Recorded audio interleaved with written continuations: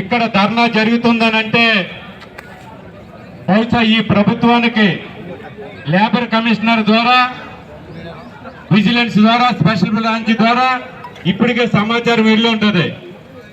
మనం ఈ ప్రభుత్వానికి చెప్పదలుచుకున్నాం, ఇప్పుడైనా తక్షణమే కార్మికుల యొక్క సమస్యలు పరిష్కారం చేయడానికి రాష్ట్ర ప్రభుత్వం ముందుకు రావాలి.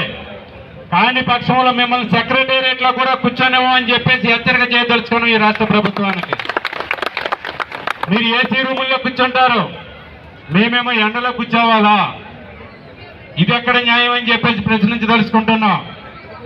అందుకోసమనే ఈ రాష్ట్ర ప్రభుత్వం తక్షణమే కార్మిక శాఖ మంత్రిని పెడతాడా, ముఖ్యమంత్రి గారే స్వయంగా దగ్గరికి వచ్చి ట్రేడ్ యూనియన్స్ తో చర్చించి జీతాలు పెంచుతాడో తేల్చుకోవాల్సినటువంటి అవసరం ఉంది. అట్లాగే ఎలక్ట్రిసిటీ డిపార్ట్మెంట్ లో చూడండి, ప్లే కార్డులు పెట్టారు. బిల్లు కలెక్టర్ల ఉద్యోగం, గృహజ్యోతి వచ్చిన తర్వాత బిల్లు కలెక్టర్ల ఉద్యోగం ఊడిపోయింది. అన్మెన్ కార్మికులు వచ్చారు, వాళ్ళు రోజు నిరంతరం ఏదో ఒక జిల్లాలో చనిపోతూనే ఉన్నారు. పెద్ద పెద్ద సబ్ స్టేషన్స్ కి 132 kVA 400 kVA సబ్ స్టేషన్ కి రక్షణగా ఉన్నటువంటి సెక్యూరిటీ గార్డ్స్ వాళ్ళకి కనీస వేతనాలు లేవు. అట్లాగే పిఐఏలు ఉన్నారు, ఎస్పీఎం కార్మికులు ఉన్నారు, అనేక రకాల కార్మికులు ఉన్నారు. వాళ్ళందరూ కూడా ఇక్కడికి వచ్చారు. పేరు పేరున చెప్పలేకపోవచ్చు. నిన్న కాక మొన్ననే ఆర్టిజన్ కార్మికులు మింటి బొమ్మను స్తంభింప చేశారు. ఇప్పుడు మళ్ళా ఇక్కడ కూడా వచ్చారు. ఇక్కడికి వచ్చారు కాబట్టి ఏదో మెమోరాండం ఇచ్చి ఆ రకంగా సైలెంట్ గా వెళ్ళిపోతారు ఎలక్ట్రిసిటీ కార్మికులు అనుకోవద్దు. అవసరమైతే రాబోయే రోజుల్లో రేవంత్ రెడ్డి ఇంటికి కూడా వస్తామనే విషయాన్ని చెప్పదలుచుకున్నాం. మేము కరెంటు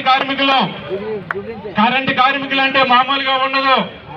కరెంటు వైర్ వచ్చి మా మీద పడినా, మీరెళ్ళి కరెంటు వైర్ మీద పడినా నష్టపోయేది మీరే అనే విషయాన్ని గుర్తు చేస్తా ఉన్నాం. కాబట్టి ఆ రకంగా మమ్మల్ని మీ ఇంటి వరకు తప్పించుకోవద్దు. మీరే స్వయంగా మా ట్రాన్స్కో సీఎండీకి డైరెక్షన్స్ ఇచ్చి, మా ఎన్పీడీసీఎల్ సీఎండీకి, ఎస్పీడీసీఎల్ సీఎండీకి, జెన్కో సీఎంకి డైరెక్షన్స్ ఇచ్చి ఈ ఎవరైతే ఈ పీసీ రేటు, అన్మెన్ కార్మికులు, బిల్లు కలెక్టర్లు, పిఐఏలు, ఎస్పీఎం కార్మికులు రకరకాలుగా ఉన్నారో వాళ్ళందరి సమస్యలు పరిష్కారం చేయండి. చేసిన వెంటనే మా యూనియన్ తో చర్చలు జరపండి. ఏమయ్యా మా కరెంట్ వాళ్ళు అనేసరికి మీకు కరెంట్ తీసేస్తున్నారు మీరు? రేవంత్ రెడ్డి గారు ఏమైనా కుట్ర చేశాడా ఏంది? కాబట్టి ఆ రకంగా తక్షణమే మా కార్మికుల యొక్క సమస్యలు పరిష్కారం చేయాలి. పరిష్కారం చేయని పక్షంలో రాబోయే రోజుల్లో మరిన్ని పోరాటాలు చేస్తాం. ఇప్పటికే ఆక్సిజన్ సమస్యల మీద ఒక జాయింట్ యాక్షన్ కమిటీ ఏర్పడ్డాం. ఇక మిగిలిపోయినటువంటి 7 రకాల కార్మికులు ఉన్నారు. ఈ అందరినీ కూడా అవసరమైతే ఒక జాయింట్ యాక్షన్ కమిటీ చేస్తాము. ఆ రకంగా మీ పోరాటాన్ని ముందుకు తీసుకెళ్తాము. ఈ సమస్యల పరిష్కారం చేసే వరకు సిఐటి అగ్రభాగం నుండి ఆ రకంగా సమస్యల పరిష్కారం కోసం ముందుకెళ్తాము. అవసరమైతే ఏ త్యాగాలకైనా సిఐటి నాయకులు సిద్ధంగా ఉన్నారు. అటువంటి పరిస్థితి కూడా కొన తెచ్చుకోవద్దని చెప్పి ఈ లేబర్ డిపార్ట్మెంట్ కి చెప్పదలుచుకున్నాం. అంతేకాదు ఇప్పుడు మేము చెప్తా ఉన్నాం, ఇంతమంది వేల మంది కార్మికులు వచ్చారు, అనేక రంగాల పరిశ్రమల నుంచి వచ్చారు, సెక్టార్ నుంచి వచ్చారు. కాబట్టి మా ప్రతినిధి బృందాన్ని రండి, మీరు 5 రండి, 6 రండి, 7 రండి, మెమోరాండం ఇవ్వండి అంటే కాదు, సాక్షాత్తు లేబర్ కమిషనర్ గారు బయటికి రావాలి. ఇది మా డిమాండ్. ఆ రకంగా సహకరించాలని చెప్పి లేబర్ కమిషనర్ గారు రాకపోతే మేమే మీ దగ్గరికి రావాల్సి వస్తుందని కూడా చెప్పదలుచుకున్నాం. వెళ్ళొచ్చా?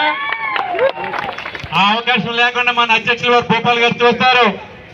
కాబట్టి రాబోయే రోజుల్లో మరిన్ని పోరాటాలు పెరుగుతాయి.